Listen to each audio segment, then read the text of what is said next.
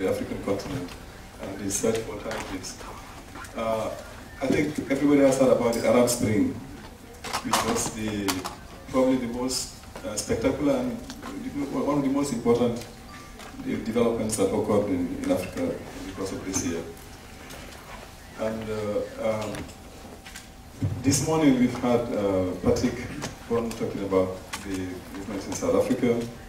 We've had Samantha this afternoon. The movements I'm going to talk about are of the same nature. I think tomorrow Mahmoud Habashi will speak at length about the Arab Spring. But in Senegal we've had three movements within a short period of time over the last 2 to 3 years, which I think illustrate the types of organizations that are coming up and the kinds of issues that people are putting on the agenda today. One of the movements was born, we are in China here, the immediate circumstances in which it was created. There was a group of rap musicians and journalists drinking China green tea. China green tea is imported in large quantities in part of Africa. And it is, but it's brewed differently. It's an occasion for a social event. You would sit around, and then it's served in small cups, and then it's drunk several times, like the Argentinian mate, I suppose. But here, everybody has a cup. But it's a moment when people discuss various issues. And here, one of the things that happened was the decision to form a movement that has become a very important one. And it is simply called Yanamar, Enough is Enough. And it happened in January this year. In a context in which as these young people, rap musicians, thousands of rap music groups that have been established in Senegal over the last few years. And in the lyrics of the songs, all the issues, social issues, one can find them expressed. So here, as they were drinking attire, it's the local name for the tea, attire, the electricity went off. And then Yanamar in French, look, we've had it, we've had enough of it. So that was it. And then they said, well, look, maybe we should begin doing something about this. And then they formed a movement called Yanamar. But already a few years earlier on, we had a protest movement, which was very unusual in this way it was organized, but also in the kind of leadership it had. And it occurred in the same neighborhood of the suburban Dakar, a neighborhood in particular called Guevara, which is a popular neighborhood, where this other one, more recent one, Yanamar, was also established.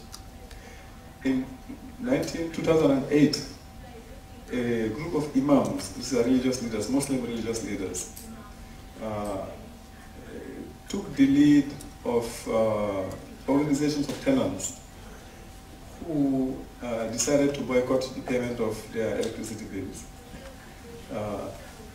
Because the electricity bills were just getting incredibly expensive, expected high. I mean, there was a sudden high, 8% increase at one go, which is what sparked off the movement. And yet, there are also very frequent power failures. So you pay for a service that is becoming more and more expensive every time, and that is not provided as it ought to be provided. The interesting thing here is the tenants formed an association in that neighborhood. And at the head of this association were these imams, religious leaders. Islam, to understand this fully, Islam in that part of Africa is Sufi Islam. It is organized in large groups, large brotherhoods. When the colonial administrations came, they were confronted among the battles against the conquest of West Africa. Those led by some of those religious leaders were the most important. I mean, the great names, Elijah Marta, Mabajaku, and a number of them, took the lead of the resistance movement against the invasion of the colonial administration and colonial powers. But since that time, what happened was a relationship between these religious leaders and the colonial administrations, and later with the post-colonial governments that were established, a relationship of mutual recognition, mutual legitimation. They reach an understanding in which these very, very large groups, there are hundreds of thousands of people in each group, sort of control their people and supported the government, who in turn provided services, gave money and so on to the leaders of these groups. And when when elections come, periodic elections are organized in Senegal and in so many of those other countries, the leaders would give a recommendation to their disciples to vote for X or Y. So that is what is usually called the Senegalese social contract. It created stability, and in the context of, Senegal is the only country in West Africa, 16 countries of West Africa, where they have not had a civil war of any significance except in the south. They have not had a coup d'etat, a military coup, and unlike most of the other countries.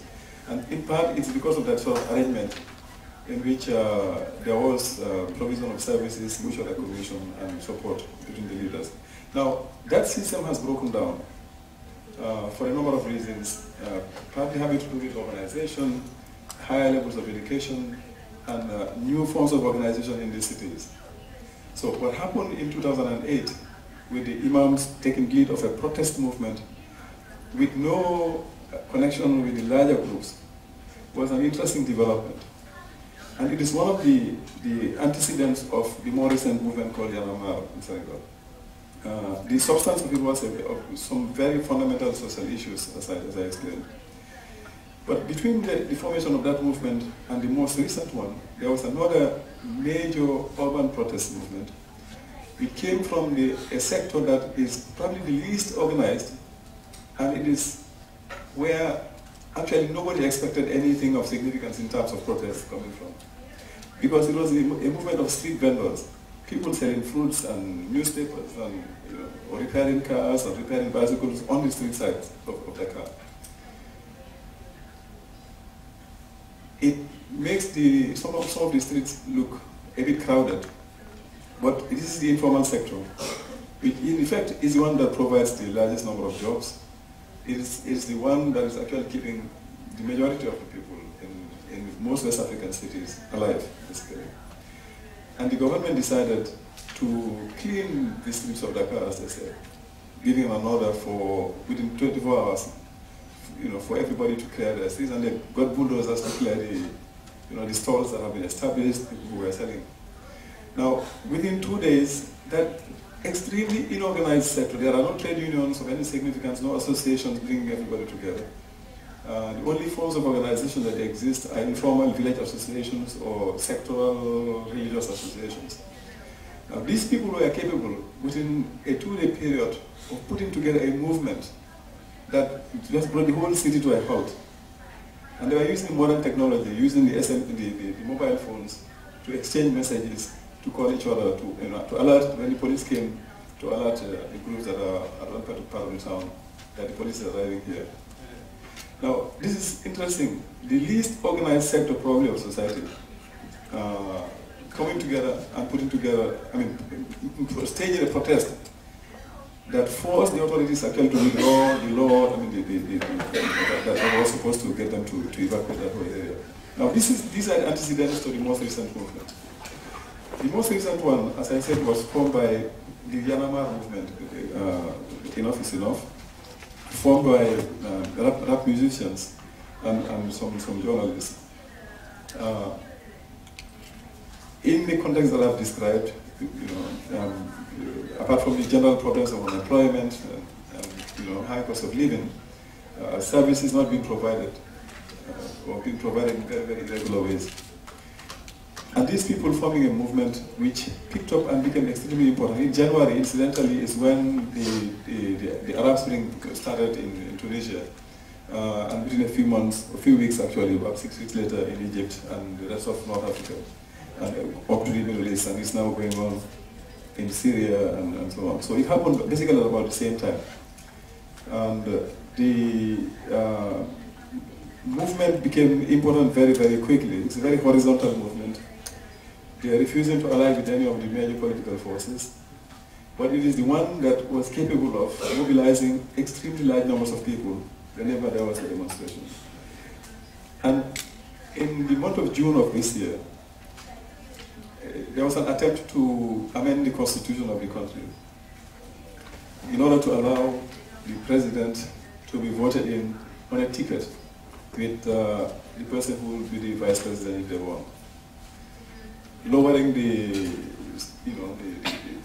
requirements for being elected, basically, which a number of people suspected was one clever way of getting the president to later on bring his son to power somehow, because that's a major issue in the country. He suspected of bring his son to succeed him. A problem that exists also in North Africa.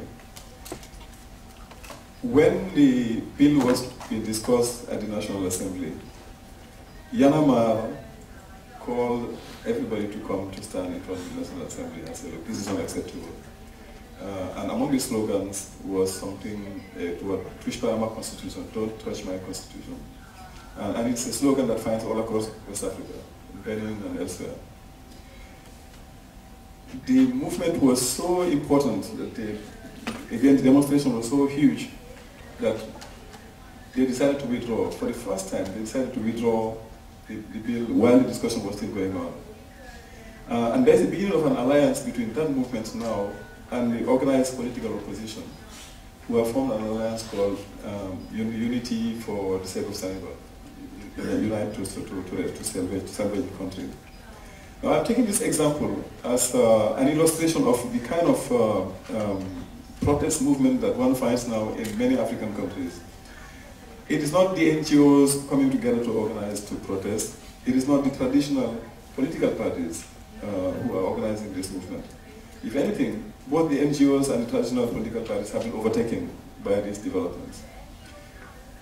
It is a movement primarily carried by young people. The issues they are putting on the agenda are issues that basically the majority of the population, recognize themselves in, the support. The limitation of that movement, I believe, is also the limitation of most of the movements that one finds around now, is when it comes to the formulation of the alternatives. It is still a protest movement. It doesn't go beyond the protest, protesting against the high electricity bills, unemployment, high cost of living, and so on and so forth. And I think that's where the challenge is today. And it is a movement that the World Social Forum, is the kind of movement that the World Social Forum brings together. This year it was held in Senegal in February with 60,000 people converging in Dakar. All these issues were on the agenda. Everything was discussed. Climate change, neoliberalism, it was all on the agenda. The alternative was not very clear still. I think that's where we ought to probably put our efforts over the years to come. Yanamar illustrated I think it sort of proved that what young people are often accused of being disinterested in politics because they are not organized in ordinary political parties, that was proven wrong. That they had some kind of apathy, they were only opportunistic, they were only looking after career interests, was proven very wrong. That there was an interest in fundamental issues, and there was a determination to mobilize for the realization of those issues. And I thought the way that issue was resolved about 10 years earlier on, or 20 years earlier on, at the end of the 1980s, we had a similar wave of protest movements all across West Africa, when it was the first major upsurge of civil society across the continent. The way that one was resolved was a series of national conferences in every country. From Benin, the first one, it went on to Togo, up to the Democratic Republic of Congo. What happened was national conferences were organized, and new constitutions were developed and adopted, and some kind of democratic dispensation exists in place in each one of the countries. Now, one doesn't see something similar in the horizon in the context of the current movement. And I think the political, the future definitely is defining a political solution to that, because I think the protesting against high cost of living is not enough. Henry Lefebvre argued in one of his books that he has written a series of books in which he is talking about the state mode of production, mode de production étatique. That the state is one of the greatest inventions of modern times, and we have not found something, in place of it. And the state is at the center of all social and political life. We can imagine different kinds of state, democratic or otherwise. But I think that's the single most important challenge that social movements are confronted with across the South. A form of political organization that will sort of capture all the different things we are talking about in a way that can help in organizing social life differently. Thank you very much.